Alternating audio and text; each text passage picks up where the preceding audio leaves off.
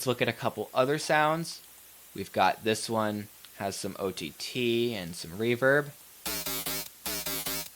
Just adding some more dimension to the sound. In a lot of my release songs, the processing tends to get a little bit more heavy than this, but for a song that's simple like this, it's not really that necessary. We got just OTT on this bass, no reverb. Kind of similar to the 2-vein bass that we made in an earlier video. We've got a growl. This has a vocoder on it and some OTT and reverb. The vocoder is kind of adding that valley sound, which is really good. And then there's this growl, which I made in Serum. If you haven't noticed, basically all of these basses came from Serum. And then I bounced it down again to save on CPU space. And there was a little bit of feedback at the end. You can see that I removed that with a fade. And the last bass we're going to look at is kind of a filler sound. You can see I just called it filler. And this is a relatively basic sound, not much to it. Just very plain kind of growly sound. And you may have noticed that it's significantly more quiet than the other sounds. This is because during the drop, I actually have a section where it plays part of the melody that I have going on in the verses for a quick little break. And when you're doing that with your songs, when you take parts of the melody and put them into the drop, you want to add little parts of bass to them to keep the edge of the drop intact. You can hear how that sounds right here. If we take that out, and it's a lot more plain. The reason why we're taking a part from the verse's melody and putting it into the drop is to add a more consistent feel to the song.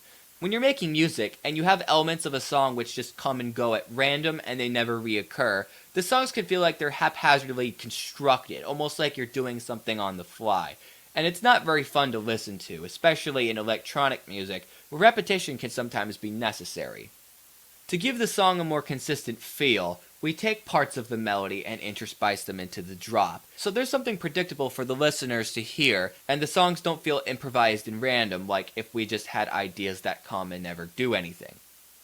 After the drop, we go into another verse section, so I'm just going to call this verse 2. Now this is where the construction of the song can vary depending on what you're trying to make. You might want to go into a complete breakdown, and then have a part that's similar to this verse, and then go into a breakdown / build up, and then into a drop, instead of heading just straight into a verse. And you might also want to make a drop that's shorter by cutting out the second half, and then going straight into the verse if you want a very streamlined song.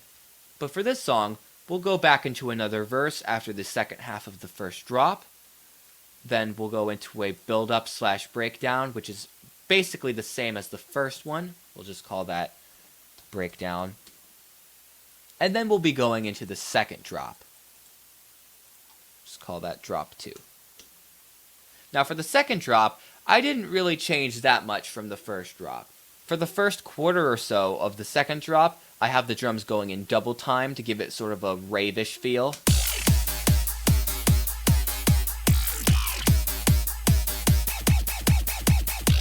And then it switches back to the regular drums.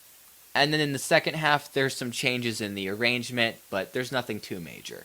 Whether you want to make your second drop exactly the same as the first, have subtle changes, or having a different drop by keeping some of the same sounds but introducing some new ones, is all up to you. That's one thing I want to get across with this video, is that there's no real right or wrong way to construct songs, unless you have beats that don't match up or keys that don't match.